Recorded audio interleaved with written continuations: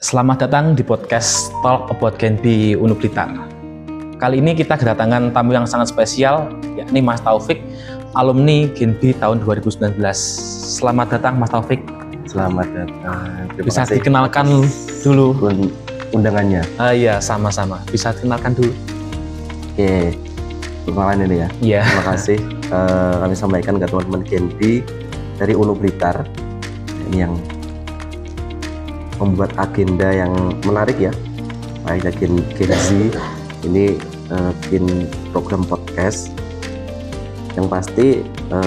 Saya juga alumni dari Genbi juga, alumni Genbi tahun berapa ya saya, 2016 kalau nggak salah. Oh, 2016 dari Universitas Islam Negeri Tulungagung kalau sekarang. Kalau dulu saya masih Institut Agama Islam Negeri Tulungagung. Iya. Untuk saat ini kesibukannya apa, Mas Taufik? Untuk saat ini, karena hari Minggu ya ini ya. Oh iya. Karena hari Minggu, hari ini kesibukannya di rumah. Ya, alhamdulillah sudah bapak anak satu. Oh. Bapak anak satu. Kalau Sabtu Minggu ya di rumah. Nah, kegiatan biasanya lah bapak seperti apa. Kalau Senin sampai Jumat, saat ini saya dipercaya di BI Kediri untuk membantu di kehumasan. Oh begitu, baik-baik. Kelihatannya Pak Taufik ini juga atlet lari nih. Pak tahu? Iya, soalnya dari perawakannya sudah kelihatan. Ya kebetulan saya kan juga atletik lari. Kalau lari enggak sih Mas, kalau lari sebenarnya enggak. Cuma ya agak suka olahraga gitu lah. Oh iya. Futsal, kalau atlet bukan. Oh. Sebagai anggota Genbi mungkin bisa diceritakan dulu untuk latar belakang juga sejarahnya, terus juga alurnya seperti itu. Bagaimana Mas Taufik? Oke, cerita Genbi nih berarti ya? Iya betul sekali. Kalau cerita Genbi sebenarnya aku tuh suka organisasi, suka ikut organisasi. Jadi memang dari sebelum ikut Genbi, saya kan ini ikut Genbi nggak dari semester awal ya. Ini kan dari semester 3 itu udah boleh. Oh iya. Cuma saya itu dulu gabung di Genbi dari semester 5. Dari semester 5 saya sebenarnya dari semester 4 itu udah ada ketertarikan ke Genbi karena ada salah satu teman itu yang dia ikut Genbi. Cuma di beda jurusan. Nah, lihat memang kegiatan itu positif, bagus. Nah setelah itu aku memang ngincer lah ya, ngincer di tahun depan nanti aku akan join ke Genbi. Nah cuma sebelumnya itu aku sebenarnya udah aktif di banyak organisasi, baik di rumah ataupun di kampus, baik yang organisasi, kan ada organisasi di kampus itu ada intra, ada ekstra ya. Ya betul. Baik intra ataupun ekstra di kampus. Memang kesibukanku dulu lebih banyak hidup di kampus dan di organisasi. Oh, sewaktu kuliah. Iya. Jadi rumah dan kontrakan di kampus itu kayak jarang kepakai gitu. Jadi itu, jadi sebelum aku ikut Genbi, aku gabung di banyak organisasi. Kemudian pada semester 5 aku nyoba untuk wawancara. Dan waktu masuk itu kan Genbi Kediri itu masih satu komisariat aja. Oh iya. Hanya di Tulungagung aja. Yeah. Nah, jadi memang seleksinya lebih ketat. Kemudian yang pasti inilah lebih intens dari BI itu memandang teman-teman Genbi di Tulungagung karena kan cuma satu. Di seleksinya pun dulu yang pertama ada seleksi administrasi itu dari kampus. Iya. Betul. Kemudian administrasi udah lolos, kita ada wawancara dengan pihak kampus. Kita wawancara dengan pihak kampus, kemudian setelah itu, dari kampus lolos, wawancara dengan BI. Dengan BI itu langsung datang ke kampusnya. masing-masing. Oh ya. begitu. Dan ketika kita wawancara, karena ya yang tak bilang tadi, hanya satu kampus aja, jadi memang prioritasnya hanya satu. Jadi wawancara itu satu hari itu hanya bisa cuma sekitar 10 orang itu udah banyak. Di waktu pagi sampai sore. Oh berarti untuk interaksi dari wawancara ini cukup intens dan lama ya gitu. Betul. Jadi apapun yang kita bilang, misal kita misal aku bilang aku bisa apa ya kalau sekarang main musik. Oh betul, ya. Kita harus bisa mengekspor, kita harus bisa menunjukkan main musik seperti apa.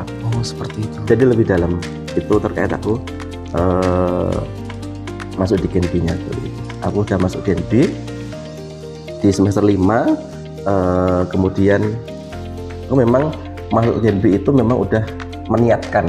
Jadi organisasi yang lain itu yang aku posisinya nggak jadi ketua, memang tak kesampingkan. Oh. Jadi aku hanya aktif di Gen B dan juga organisasi yang di situ aku menjabat sebagai ketua. Dan itu aku memang mengesampingkan karena aku tahu ternyata teman-teman itu kalau kita di Gen B harus bisa memprioritaskan kegiatan kita. Betul, betul sekali. Itu, aku mah udah niat di awal kalau aku nanti masuk akan fokus di sini. Sepertinya Anda ini cukup vokal sebagai anggota Gen B atau cukup ikut arus saja? Ya itu tadi, karena kan kita itu yang pasti kalau kita kuliah ini kan jangan sampai kita itu hanya kuliah untuk mencari IPK. Betul sekali. Betul kan? Betul sekali. Karena ketika kita keluar dari perkuliahan, ketika kita sudah lulus, yang kita dapat bukan hanya ijazah. Kita harus bisa mendapatkan pengalaman, kita mendapatkan relasi, jaringan, betul. itu yang paling penting. Karena bagaimanapun juga, kalau kita hanya, ya kuliah itu bagus, mencari nilai yang terbaik itu bagus, itu tujuan utama. Namun tujuan utama harus dibarengi dengan apa ya, kayak semacam pondasi-pondasi yang lain gitu loh. Iya. Jadi ini prestasi itu nomor 1, cuma harus ada penopang-penopang yang lain. Nah, supaya ketika kita nanti keluar, penopang kita ini kuat. Ketika ada arus apapun, meskipun kita IPK apa itu prestasinya bagus, kita juga ditopang dengan experience yang lain, kayak gitu. Jadi memang bilang tadi aku memang suka organisasi, suka diskusi, ya paling tidak kalaupun kita tidak mendapatkan ilmu atau tidak mendapatkan relasi yang bagus, kita bisa belajar berbicara di depan orang banyak. Kita bisa mengambil relasi tadi juga bagus, karena kan kita kalau hidup di luar setelah kita kuliah itu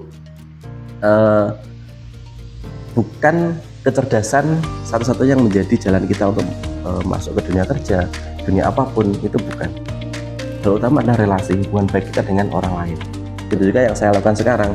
Jadi saya mendapatkan posisi yang sekarang ini atas relasi saya dulu. Saya kenal orang A, orang B dan C dan lain sebagainya, itu mendorong saya untuk menjadi seperti itu. Iya. Berarti Gen B sendiri cukup berpengaruh ya Pak dalam perjalanan karir Anda hingga sampai saat ini? Sangat berpengaruh? Sangat berpengaruh sih, memang berpengaruh ya. Iya. Sangat berpengaruh, karena apa? Kalau saya bisa bercerita, perbedaan antara organisasi yang lain dengan Gen B, ini perbedaannya saya kalau mau mengerucutkan ada banyak sebenarnya, cuma saya akan bicara satu aja. Jadi kalau di Gen B ini kita itu selalu didorong untuk melakukan hal yang belum pernah kita lakukan, pernah kita nggak bisa lah istilahnya. Iya, betul. Kalau di organisasi lain saya tuh cenderung nyaman. Contoh nih, di organisasi di luar kampus, di masyarakat, saya diposisikan sebagai ketua. Itu saya nyaman, saya bisa mengakomodir, saya bisa mengatur anggota seperti apa, kemudian mengarahkan kemana, saya bisa di luar kampus. Di Gen B, karena posisi saya, karena saya masuk itu ibaratnya di pertengahan, nggak di awal-awal di semester 5. Jadi ada teman-teman saya menjadi senior. Jadi di situ saya posisinya sebagai kepengurusan biasa, bukan sebagai ketua. Akhirnya saya di-challenge untuk bagaimana kita belajar menjadi anggota. Ya jujur saja, karena beberapa organisasi yang saya lakukan itu saya ibaratnya di depan lah, saya memimpin. Jadi di Gen B saya memang berawal jadi anggota, kemudian saya di kepengurusan, dan saya harus belajar menjadi anggota yang baik. Nah di situ. Nah selain itu, yang saya bilang tadi, jadi di Gen B itu selalu kita dituntut untuk melakukan hal yang kita nggak bisa. Nggak bisa, ya kan? Ya kan. Contoh nih, ketika tahun berapa? 2017 kalau nggak salah, itu ada leadership camp Jawa Timur di Batu Malang. Itu memang ada delegasi dari setiap komisariat dari kampus yang diberangkatkan ke Jawa Timur. Dan alhamdulillah pada kesempatan kali itu saya ditunjuk oleh pembina untuk mewakili di Jawa Timur. Nah, dan di rangkaian acara leadership camp itu ada salah satu momen yang harus kita bisa memperform ya, kayak kita GDP dulu. Nah, kita harus ada perform kan. Nah, kita dituntut untuk bisa perform. Apa yang aku perform kan? Padahal ini kan aku nggak punya basic perform, nyanyi nggak bisa, drama juga nggak bisa, nari juga nggak bisa. Nah, itu yang jadi tantangan buatku. Nah, selama kurun waktu hampir 2 minggu terus ada perform, saya berpikir apa kira-kira. Nah, ketemulah di situ kita membuat drama. Kita harus bisa nari, dituntut bisa nari, bisa drama, dan bisa memainkan peran-peran yang nggak pernah tak lakuin. Nah, itu salah satu challenge yang ada di Genpi. Akhirnya ketika kegiatan tersebut dilaksanakan, ya alhamdulillah bisa. Jadi kan memang suatu hal itu kalau kita nggak nyoba, kalau kita nggak di challenge dulu kan kita nggak akan tahu kita bisa atau enggak. Iya. Itu hal kecil yang ada di Genpi. Nah, itu mendidik saya untuk selalu memposisikan diri, selalu beradaptasi dengan lingkungan sekitar. Ketika saya di lingkungan baru, lingkungan kerja baru, di lingkungan masyarakat baru, akhirnya saya bisa beradaptasi. Seperti itu. Itu contoh kecilnya aja. Iya, memang secara Genpi itu kita itu dituntut untuk selalu bisa apapun gitu. Iya. Dan kita juga harus berani untuk memainkan peran-peran yang kita nggak expect gitu ya. Iya, benar-benar. Lalu jenjang atau relasi seperti apa yang Bapak dapatkan dari Genpi itu yang benar-benar berkontribusi pada karir Bapak saat ini? Oke. Kalau kita bicara Genpi kemudian bicara karir, berarti ini kan step sekarang yang telah saya lakuin ya. Iya. Jadi memang sekarang sedang diamanai di BI Kediri membantu teman-teman di kehumasan, dan step ini merupakan bukan tujuan akhir saya. Nah, jadi memang saya itu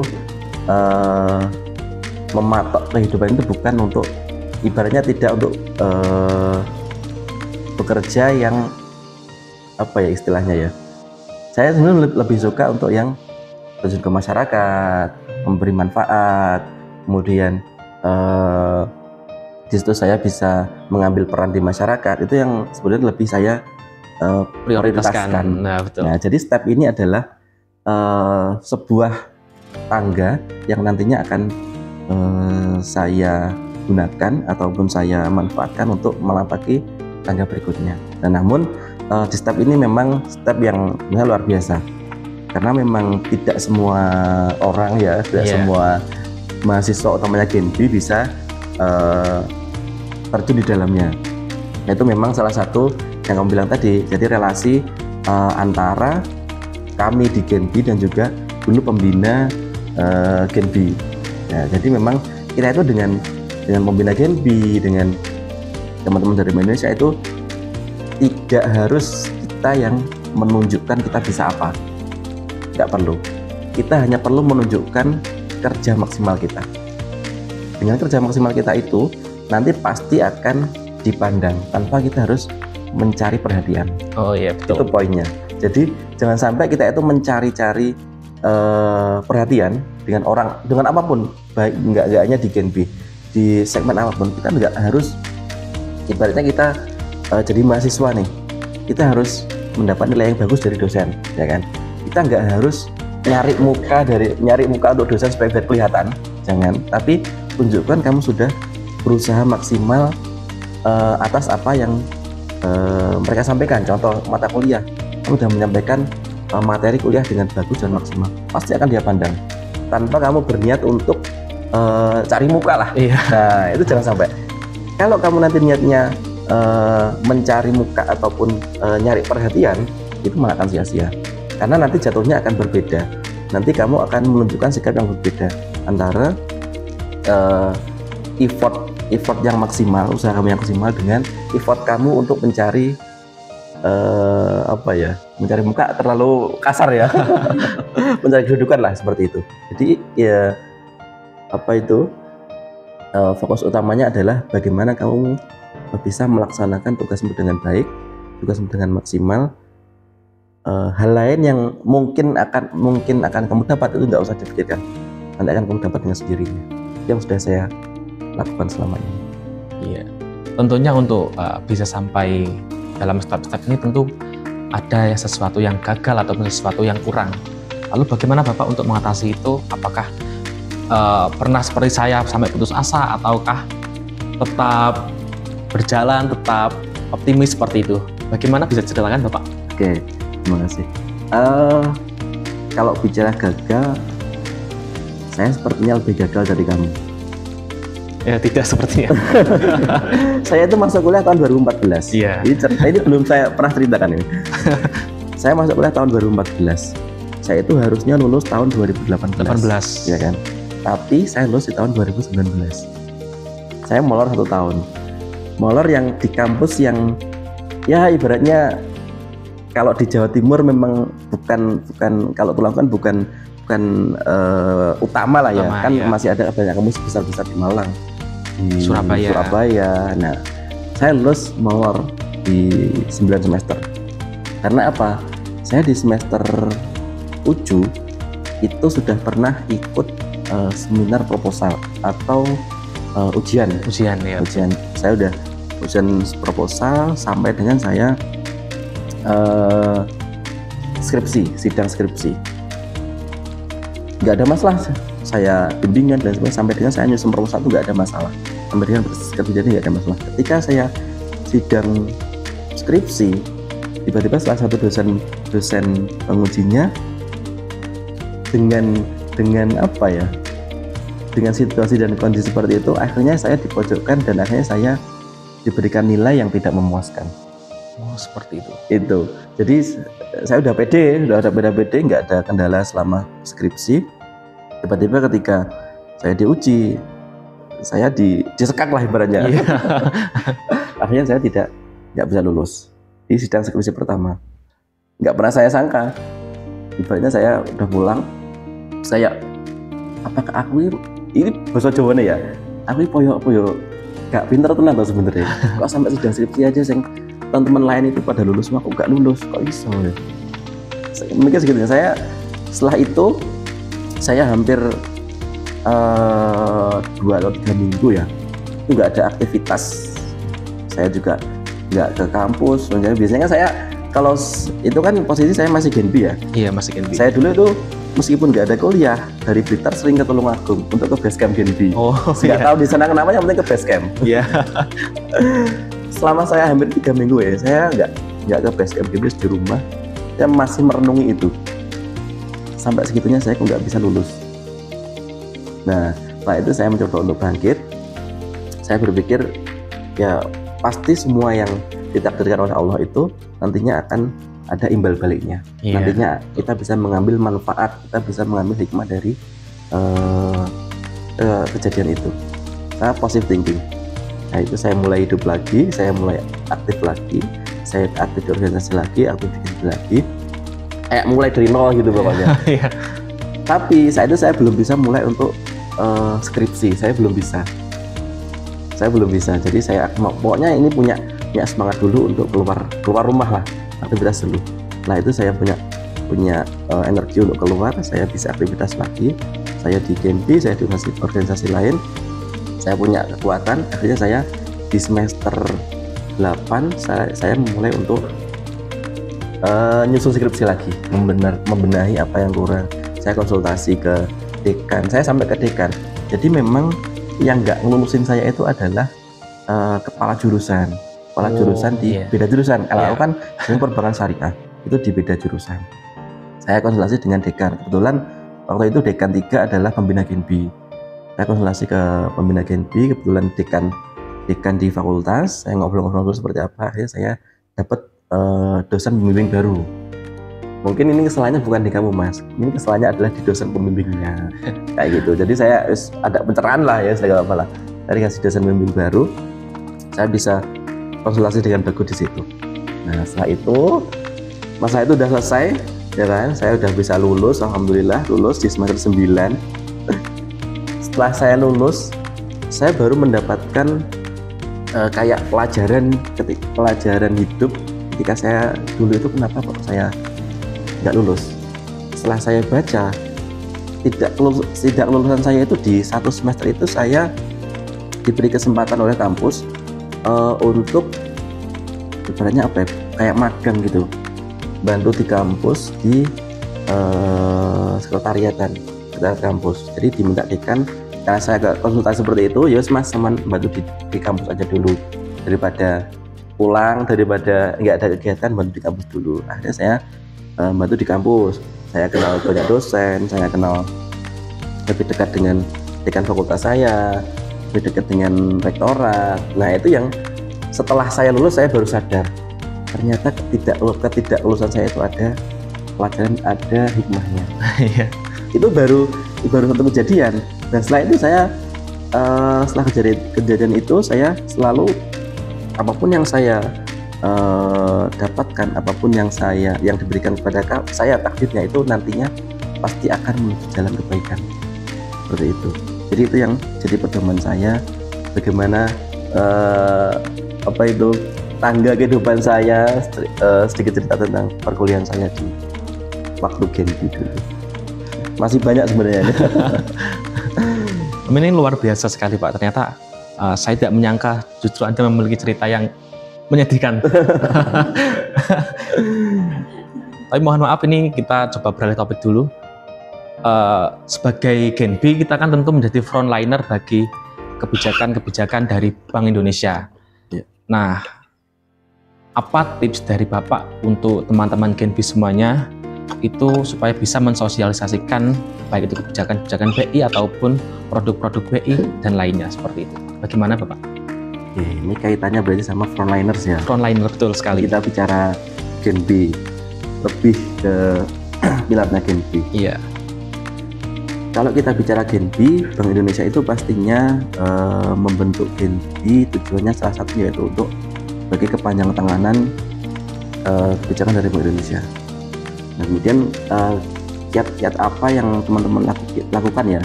Iya, sebagai Genbi, yang pasti tidak perlu muluk-muluk sebenarnya. Jadi teman-teman itu bisa sebagai kepanjang tanganan BI tanpa harus melakukan hal besar. Contoh yang paling mudah saja, BI kan selalu mengkampanyekan untuk bagaimana cara kita merawat rupiah, betul, menjaga rupiah. Nah itu yang masih banyak masyarakat yang kurang memahami. Kurang memahami.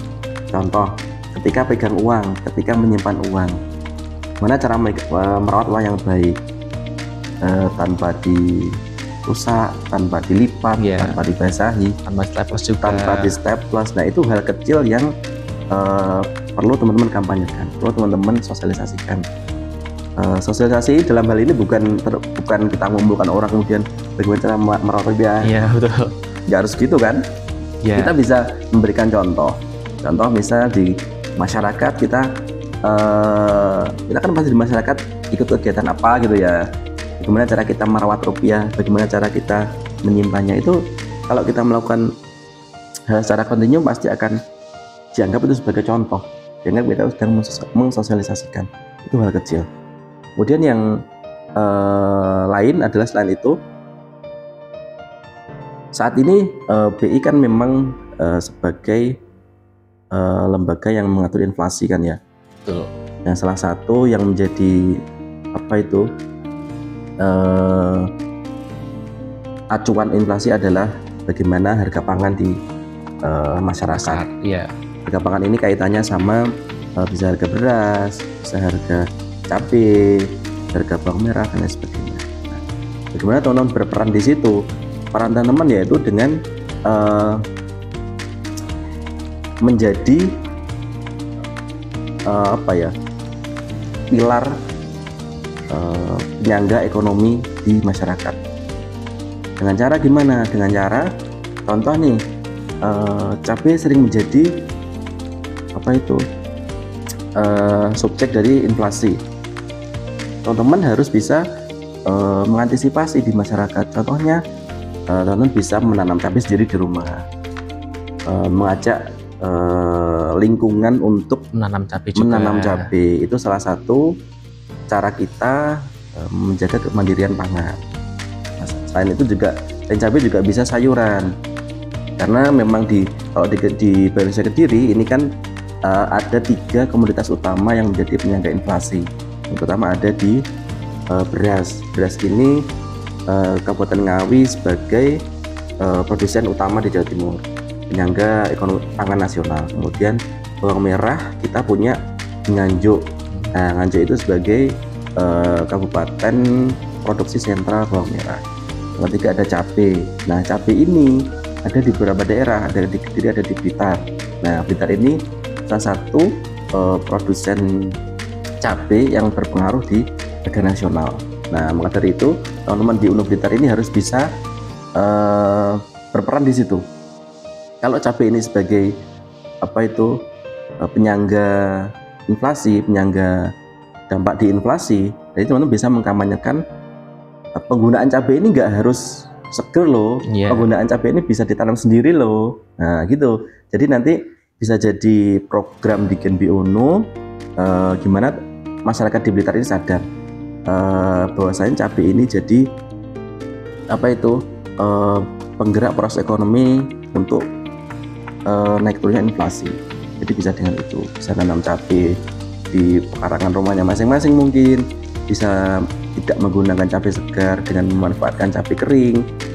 Kan harga cabai itu naik turun kan ya. Betul. Ketika cabai turun bisa dikeringkan, nanti ketika cabai naik bisa naik, nah bisa dipakai. Kita nggak perlu belanja cabai, akhirnya harga cabai bisa stabil normal kembali, stabil terus. Contohnya seperti itu. Berarti kita bisa mensosialkan dengan cara-cara kecil seperti itu ya. Betul, benar banget. Jadi memang nggak harus kita bikin kegiatan yang sosialisasi gede di hotel atau di mana, nggak harus seperti itu. Jadi kita bisa melakukan sebagai frontliners, mengawali diri kita sendiri, mengawali dari diri kita sendiri. Nantinya kalaupun hal yang kita lakukan itu dianggap baik oleh masyarakat, pasti mereka akan mencontoh. Lalu apa pesan dari Bapak untuk penerima beasiswa Genbi ini supaya menjadi frontliner yang baik juga seperti itu? Oke, jadi kalau pesan teman-teman Genbi ini, yang pasti beasiswa itu kan tujuan akhir teman-teman semuanya. Ya. Betul. Beasiswa hanya sebagai pintu awal teman-teman masuk di sebuah rumah yang bagaimana nanti teman-teman manfaatkan. Beasiswa hanya sebagai perantara pintu tersebut. Teman-teman mau jadi bagus ataupun mau jadi nggak bagus dengan hanya beasiswa ini sangat bisa. Jadi manfaatkan beasiswa ini dengan baik, gunakan beasiswa ini dengan baik supaya pintu yang terbuka lebar ini bisa teman-teman manfaatkan dan menjadikan teman-teman semua ini lebih baik dan menjadi frontliners dari Bank Indonesia. Seperti itu. Ya, luar biasa sekali podcast pada pagi hari ini. Terima kasih Bapak Taufik untuk materi dan obrolan ringan kita. Semoga ini menjadi manfaat untuk para penonton semuanya, untuk para penerima beasiswa Genbi juga, dan juga semoga ini bukan jadi podcast yang terakhir. Mungkin nanti ada podcast 1, 2, 3 hingga 10 kali lagi. Siap. Jadi kita bisa berinteraksi lebih intens pada jenengan, dan juga kita juga bisa mendapatkan ilmu-ilmu baru tentang Genbi, juga tentang BI, seperti itu. Dan terima kasih. Semoga ilmu bermanfaat dan juga menjadi barokah untuk jenengan. Terima kasih atas undangannya ya. Sampai jumpa di podcast Talk About Genbi selanjutnya.